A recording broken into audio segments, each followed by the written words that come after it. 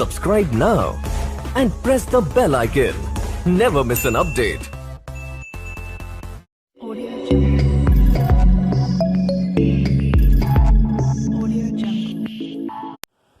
नमस्ते मेरे प्यारे दोस्तों, मैं विवेक शर्मा स्वागत करता हूं आपका अपने YouTube चैनल जिसका नाम है लक्ष्य ट्यूटोरियल गुवाहाटी। आशा करता हूं आप लोग सब सकुशल होंगे और इस वीडियो का आनंद अवश्य उठाएंगे। मेरा अनुरोध है कि आप इस चैनल को जरूर सब्सक्राइब करें और बगल में रखा बेल आइकन जरूर प्रेस करें ताकि आने वाली कोई भी वीडियो आपसे मिस ना हो। तो चलिए हम लोग आज का क्लास शुरू करते हैं। तो जैसे कि आपको पता है, ये जो वीडियो सीरीज़ है ये चल रहा है रियल नंबर्स के ऊपर में। तो लास्ट वीडियो में मैंने आपको समझाया था कि नंबर्स क्या होते हैं, डिजिट्स क्या होते हैं और नंबर लाइन क्या होता है। तो यदि आपने उस वीडियो को नहीं देखा है तो कृपया करके उस वीडियो को देखें, जो कि आपको मदद करेगा आगे के कॉन्सेप्ट को समझने में। तो इस वीडियो में मैं डिस्कस करने वाला हूँ अलग अलग तरह के नंबर्स के बारे में। तो नंबर्स जैसे कि natural numbers, whole numbers, integers, rational numbers और रियल नंबर्स के बारे में। ओके, तो फ्रेंड्स, आप लोगों ने जब इस चीज को कहीं भी पढ़ा होगा तो आप एक वर्ड से बहुत अवेयर होंगे। वो वर्ड है सेट। ओके, तो ये आपको हर एक जब भी किसी तरह का नंबर्स आपको कहीं मिलेगा तो लोग हर समय ये वर्ड का यूज करते हैं। Set of natural number, set of whole number, set of integer, set of rational number, set of real numbers. तो ये सेट होता क्या है, ये क्यों यूज करते हैं लोग। ओके, तो इसी चीज को पहले हम लोग समझ लेते हैं ताकि आपको कोई भी वर्ड से कहीं भी प्रॉब्लम ना हो। तो मैं चाहता हूं कि पहले आपको कंसेप्ट ऑफ सेट दिया जाए ताकि आप जब इस तरह के नंबर को फेस करेंगे तो आपको किसी तरह का प्रॉब्लम ना हो। तो हम लोग स्टार्ट करते हैं कॉन्सेप्ट ऑफ सेट से। दोस्तों, मैं थोड़ा आपका समय लूंगा ताकि मैं चाहता हूं कि आपको हर एक चीज अच्छे तरीके से आए। तो हम लोग देखते हैं कॉन्सेप्ट ऑफ सेट्स। तो पहले हम समझते हैं कि सेट होता क्या है। तो सेट बेसिकली एक कलेक्शन है। इसे डिफाइन जॉर्ज कैंटर ने किया था। वो कहते हैं कि set is the collection of well defined and distinct objects. तो सेट असल में क्या है, कलेक्शन है, जमावड़ा है, इकट्ठा करना, किसी चीजों को कलेक्ट आसपास लेके आना, वो होता है कलेक्शन। तो कलेक्शन किस चीज का, कलेक्शन वेल डिफाइंड यानी जिसे सब लोग, संसार में कोई भी ऐसा इंसान ना हो जो इसे ना माने। जैसे मैंने 1 2 3 लिख दिया, आप किसी भी इंसान से जाके पूछो तो उसे यदि इस नंबर्स का नॉलेज होगा तो उसे 1 2 और 3 कहेंगे, इसे 1 और इसे 3 नहीं बोलेंगे वो।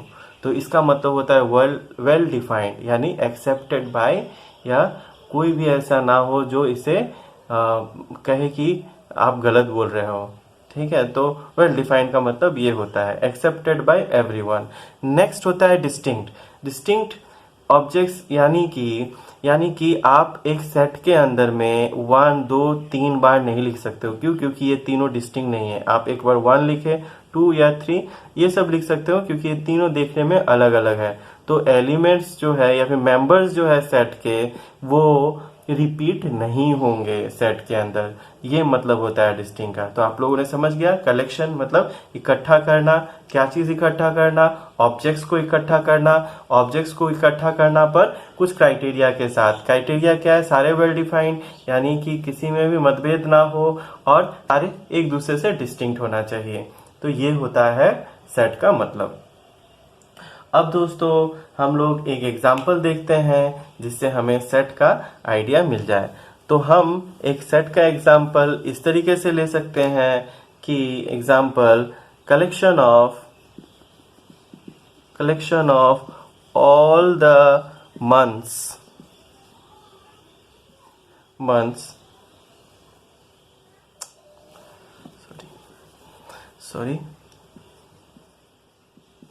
all the months of a year starting with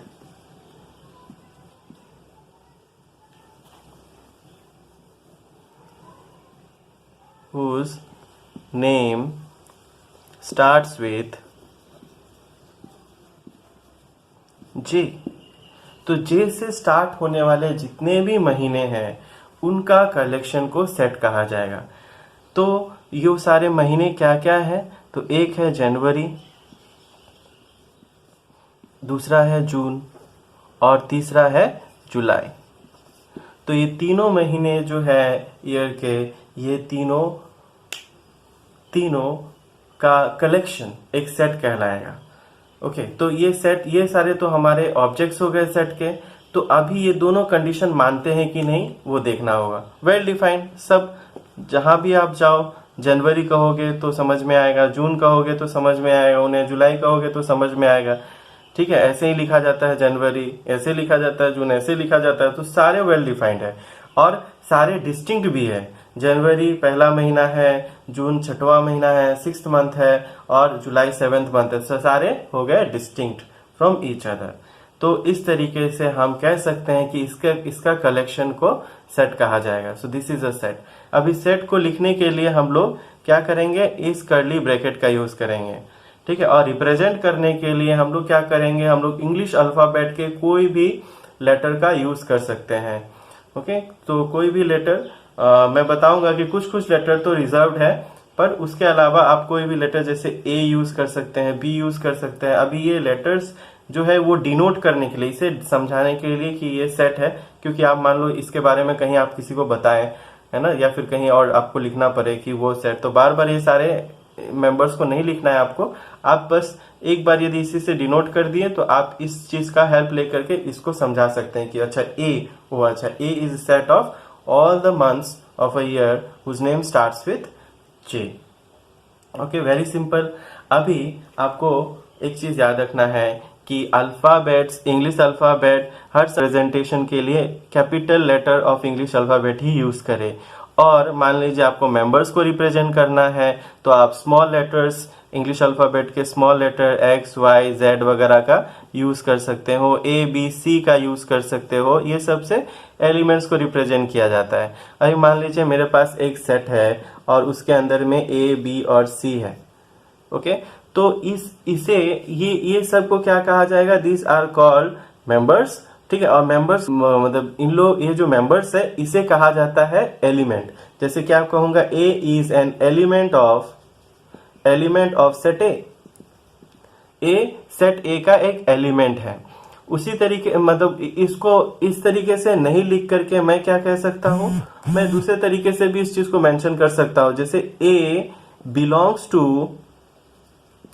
to capital A. अभी इसे मैं और भी छोटा कर सकता हूं यूजिंग अ सिंबल। उस सिंबल का नाम है एप्सिलॉन। मैं क्या लिखूंगा? ए, दिस इज एप्सिलॉन। इसका मतलब होता है बिलोंग्स टू ए। ओके, यदि कोई भी एलिमेंट ए के अंदर में है, कोई भी ऑब्जेक्ट जो ए के अंदर में है, उसे मैं इस सिंबल से रिप्रेजेंट कर सकता हूं। ओके, यदि मान लीजिए यहाँ पे तो आप देख रहे हो कि एक्स नहीं है, तो x क्योंकि a के अंदर नहीं है तो मैं क्या करूंगा? मैं बिलोंग्स टू सिंबल लिखूंगा और काट दूंगा। इसका मतलब क्या होता है? Does not belongs to. a does not belongs to the set capital A। x does not belongs to the set capital A। तो इस तरीके से हो जाता है सेट का एलिमेंट्स को मतलब बताना कि ये एलिमेंट इसका मेंबर है या नहीं, ये एलिमेंट इसका मेंबर है या नहीं। ओके, तो ना याद रखिएगा, इसका नाम है एप्सिलॉन। Okay, EBSILON। ओके, अब देखिए सेट को रिप्रेजेंट करना, जैसे ये एक रिप्रेजेंटेशन हो गया, इसी तरीके से एक और भी रिप्रेजेंटेशन है। तो हम लोग जानते हैं इस रिप्रेजेंटेशन को क्या कहा जाता है, इस रिप्रेजेंटेशन को क्या कहा जाता है। और एक तरह और रिप्रेजेंटेशन है जिसमें हम लोग एलिमेंट्स को डिस्क्राइब नहीं करते, मतलब एलिमेंट्स को पूरा लिखते नहीं है, बस उसके कैरेक्टरिस्टिक को डिस्क्राइब करते हैं। तो चलिए वो देखते हैं कि वो उसको क्या कहा जाता है, वो दो तरह का रिप्रेजेंटेशन क्या क्या है। ओके, तो चलिए शुरुआत करते हैं उसका, रिप्रेजेंटेशन ऑफ सेट।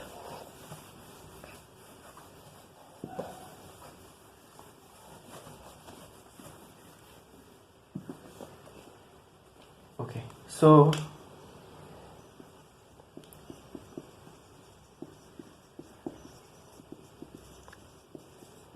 तो सेट को बेसिकली दो तरीके से रिप्रेजेंट किया जाता है, एक है रोस्टर या फिर टेबुलर फॉर्म, और एक है सेट बिल्डर या फिर रूल फॉर्म। ओके, तो रोस्टर फॉर्म में क्या होता है, रोस्टर फॉर्म में एलिमेंट्स का हर एक एलिमेंट्स को सेट के अंदर दिखाया जाता है।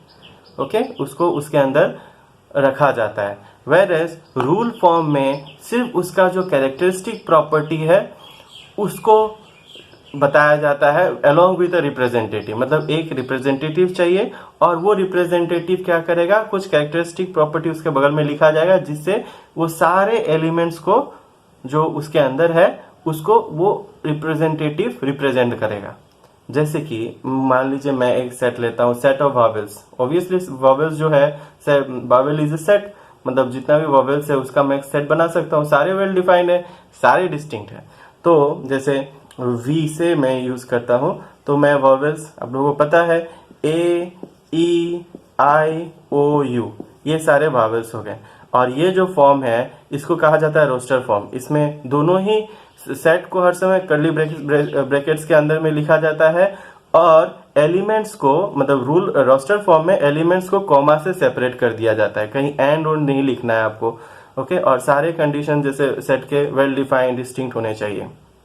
दूसरा, यदि इसी चीज को मैं यदि सेट बिल्डर के फॉर्म में लिखता हूं तो कैसे लिखूंगा, मुझे एक रिप्रेजेंटेटिव चाहिए, तो रिप्रेजेंटेटिव हो गया एक्स। उसके बाद मैं सच डेट, यानी एक्स है क्या, ठीक है, उसको समझाने के लिए मैं ये दोनों में से किसी को भी यूज कर सकता हूं। मतलब क्या है इसका, सच date.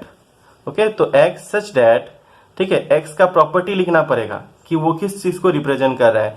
X is a vowel, इसका मतलब होता है कि जितने भी वॉवेल्स है वो उनको एक्स रिप्रेजेंट कर रहा है।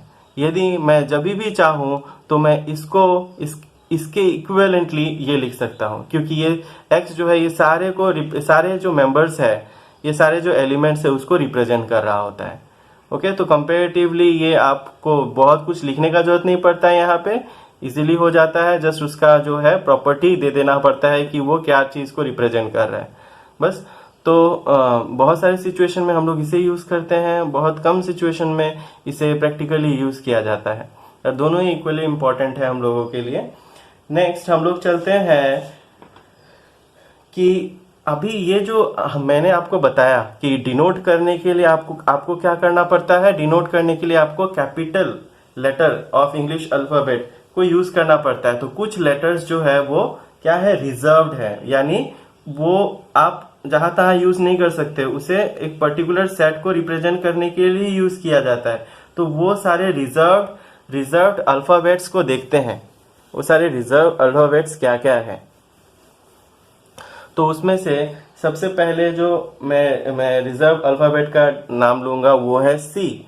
ओके, सी जो है वो क्या रिप्रेजेंट करता है, सेट ऑफ कॉम्प्लेक्स नंबर्स। इसके ऊपर में क्लास 11 में पूरा एक चैप्टर है, तो मैं इसे अच्छे से समझाऊंगा, ठीक है। फिलहाल मैं इस टॉपिक के अंदर सिर्फ रियल नंबर्स को और उसके अंदर जो भी आते हैं उसको मैं डिस्कस करूंगा। तो नेक्स्ट उसके बाद आता है आई, ओके, या फिर जेड। ये क्या रिप्रेजेंट करता है, ये रिप्रेजेंट करता है सेट ऑफ इंटीजर्स। ओके, उसके बाद एन क्या रिप्रेजेंट करता है? Set of natural numbers. उसके बाद नेक्स्ट क्यू रिप्रेजेंट करता है set of rational numbers. Okay, मैं ये सारा आपको एक्सप्लेन करूंगा होता क्या है, आपको चिंता करने का जरूरत नहीं है, बस मैं बता रहा हूं कि रिजर्व अल्फाबेट सब कौन कौन से है। उसके बाद फिर नेक्स्ट आर जो कि रिप्रेजेंट कर सेट ऑफ रियल नंबर्स। उसके बाद डब्ल्यू क्या represent? Set of whole numbers. Okay, तो ये सारे जो है these are the reserved alphabets.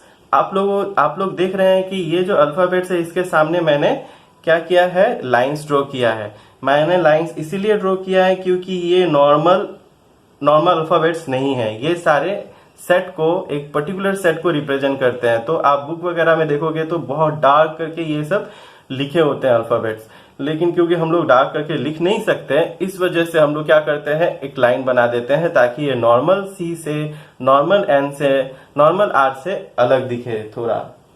Okay, सो ये 7, 1 2 3 4 5 6 7, तो 7 जो है अल्फाबेट्स वो फिक्स्ड है, उसे आपको यूज कहीं और नहीं करना है।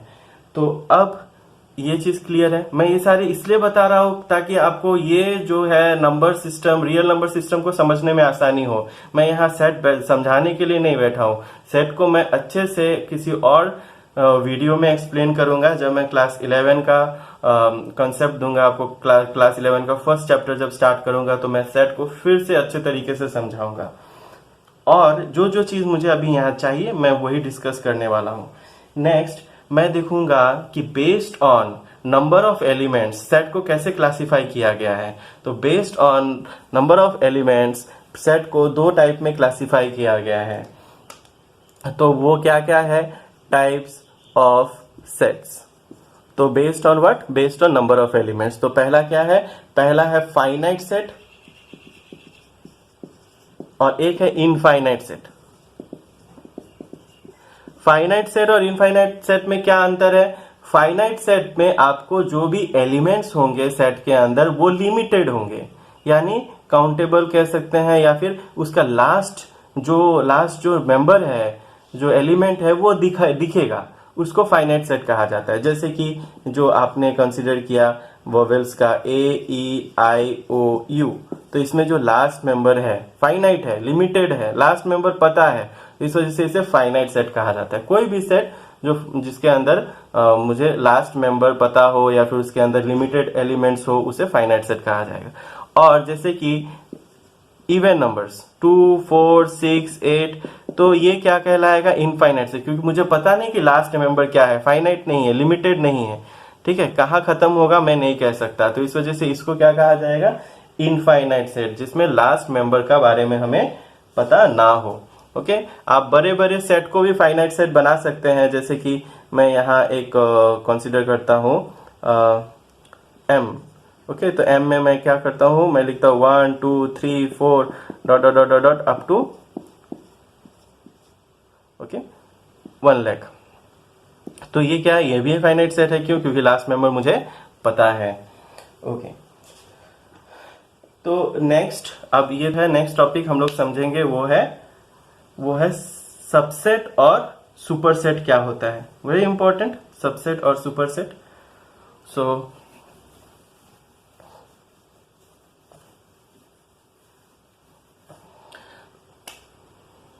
सबसेट्स